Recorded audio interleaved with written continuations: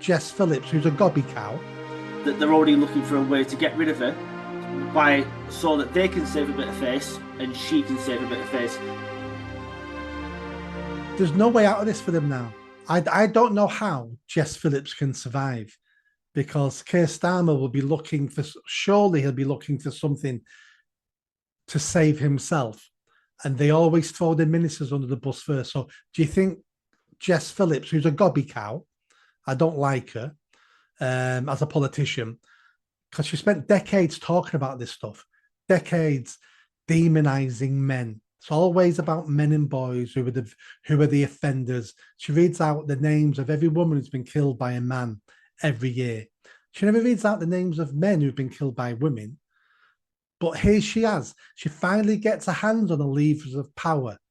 And the first thing she does is, no, we're not going to be investigating girls being gang raped across the country. We're not doing that. Can she survive? No, she will.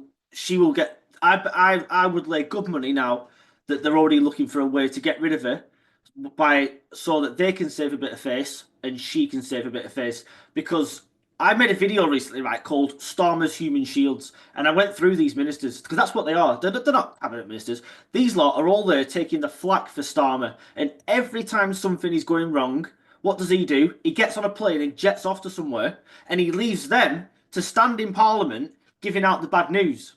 When Liz Kendall made her announcement, I can't remember what it was now, it was another scandal they'd been stuck in. When she made an announcement, he jetted off somewhere across the, was it Norway or something like that?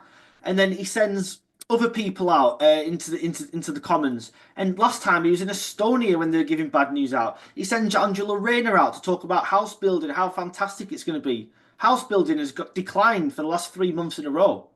That's Rayner's fault. It's not Starmer's fault.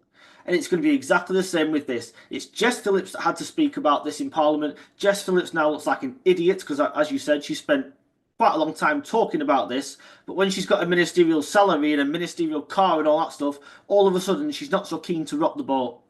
On a side note to that, by the way, where's your Me Too mob here? Where's your so-called feminists? You know, men are all bastards, that sort of thing. Where are they at the moment? You don't hear a They've word been from quiet them. for decades. They've never ever discussed this because they all believe in the hierarchy of victimhood. And white girls are above white men, but Asian men and Muslims are way above white girls. So they don't want to talk about it. They've never discussed it. No, if I walked up to Jess Phillips and tapped her on the shoulder, she'd probably say I'm sexually assaulting her. Or some of these really I'm not against feminism entirely. I'm all for equal rights and that. But some of these feminists are so militant. All you got to do is all you got to do is breathe too loudly near them, and that's it. You know, you've assaulted them. And all of a sudden, all these girls are being raped, and they don't give a shit. Do they? You don't see them, you don't hear from them. But I can guarantee you now, if it was I don't know, gangs of white men roaming the streets and picking girls up and drugging them and doing whatever to them, they'd soon be out on the streets then, wouldn't they? Oh, absolutely.